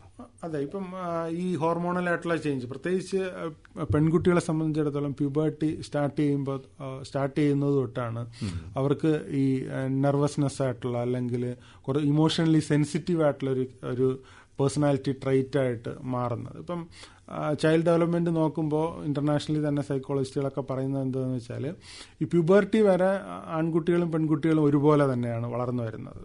പ്യൂബർട്ടി സ്റ്റാർട്ട് ചെയ്യുന്നതോടുകൂടെയാണ് പെൺകുട്ടികൾ കുറച്ച് സെൻസിറ്റീവായിട്ട് ഉള്ള നാച്ചറിലേക്ക് മാറുന്നത്. അപ്പം അവർ കുറെ കൂടെ ഇമോഷണലി സെൻസിറ്റീവ് ആയിട്ടെന്ന് പറയുമ്പോൾ എല്ലാത്തിനും ഒരു സെൻസിറ്റീവ് നേച്ചർ ഉണ്ടാവുന്നതായിട്ടാണ് പൊതുവിൽ കാണുന്നത്. എല്ലാവരിലും അങ്ങനെയാണെന്ന് പറയാൻ പറ്റില്ല, പക്ഷെ ജനറലി മെജോറിറ്റി കേസിലും അങ്ങനെയാണ്. എക്സെപ്ഷൻ, എല്ലാ റൂളുകൾക്കും എക്സെപ്ഷൻസ് ഉള്ളതുപോലെ എക്സെപ്ഷൻസ് ഉണ്ട്. പക്ഷെ നമ്മൾ ഏറ്റവും ഓർത്തിരിക്കേണ്ടുന്ന ഒരു കാര്യം എന്ന് പറയുന്നത് ഇവരുടെ ഒരു ക്യാരക്ടർ ഫോർമേഷനിൽ അല്ലെങ്കിൽ അക്കാഡമിക്കായിട്ട് ചിന്തിക്കുമ്പോൾ ക്യാരക്ടർ ഫോർമേഷൻ പോലെ തന്നെ അക്കാഡമിക്കലി ഇവർക്കുള്ള ഒരു ഡിഫറൻസ് ആണ് നമ്മൾ നേരത്തെ സൂചിപ്പിച്ചത്. ഇപ്പം ടീനേജ് പ്രായത്തിലാണ് നമ്മൾ ഫ്യൂച്ചറിൽ ഏത് കരിയർ എടുക്കണമെന്ന് നമ്മൾ ഡിസൈഡ് ചെയ്യുന്നത്. അപ്പം അതിന്റെ നമ്മുടെ ഒരു ആപ്റ്റിറ്റ്യൂഡും കൂടെ നമ്മൾ മനസ്സിലാക്കേണ്ട ഒരു സമയമാണ് ടീനേജ് എന്ന് പറയുന്നത്. ഇപ്പം 8ാം ക്ലാസ്സിലെ 9ാം ക്ലാസ്സിലെ 10ാം ക്ലാസ്സിലേക്ക് മാർക്ക് എന്ന് പറയുന്നത് വളരെ സിഗ്നിഫിക്കൻ്റ് ആണ്. അവരുടെ ഒരു റിയൽ എബിലിറ്റി നമുക്ക് അതിൽ നിന്ന് മനസ്സിലാക്കാനായിട്ട് കഴിയും എന്നുള്ളൊരു വസ്തുതയാണ്. അപ്പം അതിനെ ബേസ് ചെയ്തുകൊണ്ട് നമുക്ക് ഫ്യൂച്ചർ പ്ലാൻ ചെയ്യാനും ഡിസൈഡ് ചെയ്യാനൊക്കെ കഴിയും. ഒരു കോളർ ഉണ്ട്. ഹലോ, നമസ്കാരം. ഹലോ, നമസ്കാരം. ഹലോ ഹലോ ചോദിച്ചോളൂ. സമയപരിമിതിയുണ്ട്, പെട്ടെന്ന് ചോദിച്ചോളൂ കേട്ടോ. ഞാന് എന്റെ 9ാം ക്ലാസ്സിൽ പഠിക്കണ കൊച്ചുമോന്റെ കാര്യം പറയാനാണ് വിളിച്ചത്. അവൻ പഠിക്കാൻ കുഴപ്പമില്ല, പക്ഷെ എപ്പോഴും ഫോൺ അതിന് അഡിക്റ്റ് ആയിട്ടിരിക്കുകയാണ്. മാത്രം എത്ര പറഞ്ഞിട്ടും മാറുന്നില്ല. പഠിക്കണേലല്ല അവന് കൂടുതൽ താല്പര്യം. ഫോൺ എങ്ങനെ എടുക്കരുതെന്ന് പറഞ്ഞാലും അവൻ എങ്ങനെയെങ്കിലും ഒളിച്ചൊക്കെ എടുക്കും. എപ്പോഴും അതിലോട്ടാണ് അവന്റെ ചിന്ത. പഠിത്ത കാര്യം വളരെ കുറച്ച് മാത്രമേ അവന് പറ്റുന്നുള്ളൂ. അതിന് അതെ, ഇപ്പൊ 9ാം ക്ലാസ്സിലായ സ്ഥിതിക്ക് അത് അറൌണ്ട് 14 വയസ്സായിട്ടുണ്ടാവും. അപ്പോൾ പാരന്റ്സ് എന്നുള്ള നിലയിൽ കുട്ടികളെ ഈ ഒരു സമയത്ത് അവരെ ഫോഴ്സ് ചെയ്യാൻ വേണ്ടിയിട്ട് ശ്രമിക്കുകയാണെങ്കിൽ പ്രോപ്പറായിട്ട് അത് വർക്കൗട്ട് ആവണമെന്നില്ല. അപ്പം തീർച്ചയായിട്ടും ഒരു കൗൺസിലിംഗ് ഇപ്പോൾ സ്കൂളിലോ അല്ലെങ്കിൽ കോളേജിലോ സ്കൂളിൽ അവൈലബിൾ ആണെങ്കിൽ കൗൺസിലിങ്ങിന് കൊണ്ടുപോയി കഴിഞ്ഞാൽ അവർ കുറെ കൂടെ ഒരു ഡിഫറൻ്റ് ആയിട്ടുള്ള രീതിയിൽ കാര്യങ്ങൾ പ്രസന്റ് ചെയ്യുമ്പോൾ കുട്ടികൾ കുറെ കൂടെ അത് അഡോപ്റ്റ് ചെയ്യും. അവർ വേണ്ടുന്ന രീതിയിൽ ടൈം ടേബിളും അല്ലെങ്കിൽ മൊബൈലിന്റെ ഉപയോഗത്തെയൊക്കെ ക്രമീകരിക്കുന്നതായിട്ടാണ് കാണുന്നത്. അപ്പം പാരന്റ്സ് എപ്പോഴും അല്ലെങ്കിൽ ഗ്രാൻഡ് പാരന്റ്സ് വീട്ടിലുള്ളവർ മാറ്റി എന്ന് പറഞ്ഞ് അത് കേട്ടത് കാരണം കുട്ടിക്ക് ഇനിയും അങ്ങനെ പറഞ്ഞുകൊണ്ടിരുന്നത് കൊണ്ട് ഒരു ചേഞ്ചും വരാൻ പോകുന്നില്ല. അപ്പം അത് കുറച്ചുകൂടെ ഒരു മെന്റൽ ഹെൽത്ത് എക്സ്പേർട്സിന്റെ അല്ലെങ്കിൽ പ്രൊഫഷണൽസിന്റെ സഹായം സ്വീകരിച്ചു കഴിഞ്ഞാൽ നിങ്ങൾക്ക് കുറച്ചും കൂടെ നല്ല റിസൾട്ട് ഉണ്ടാക്കാൻ കഴിയുമെന്നാണ് ഞാൻ വിശ്വസിക്കുന്നത്. ശരി, വിളിച്ചതിന് നന്ദി. അപ്പോൾ നമ്മുടെ ഇന്നത്തെ ഹലോ ആകാശവാണിയുടെ സമയം ഏതാണ്ട് അവസാനിക്കുകയാണ്. ഇന്ന് നമ്മോടൊപ്പം ഉണ്ടായിരുന്നത് സൈക്കോളജിസ്റ്റായ ശ്രീ നിതിൻ AF ആണ്. അദ്ദേഹത്തിൻ്റെ വിലയേറിയ അഭിപ്രായങ്ങൾ രേഖപ്പെടുത്തിയതിനുള്ള നന്ദി ആകാശവാണിയുടെ പേരിലും ആകാശവാണിയുടെ ശ്രോതാക്കളുടെ പേരിലുള്ള നന്ദി അറിയിക്കുകയാണ്. നന്ദി, നമസ്കാരം. പള്ളിക്കൂടം തുറന്നു, രക്ഷിതാക്കൾ അറിയേണ്ടതെല്ലാം. ഈ വിഷയവുമായി ബന്ധപ്പെട്ട് ശ്രോതാക്കളുടെ ചോദ്യങ്ങൾക്ക് തിരുവനന്തപുരം SUT ഹോസ്പിറ്റൽ മനഃശാസ്ത്ര വിഭാഗം consultant psychologist Shri Nithin AF മറുപടി നൽകുകയായിരുന്നു ഇതുവരെ. സ്റ്റുഡിയോയിൽ അദ്ദേഹത്തോട് സംസാരിച്ചത് VS ഉണ്ണികൃഷ്ണൻ. ഹലോ ആകാശവാണി തത്സമയ ഫോണിൻ പരിപാടി സമാപിച്ചു.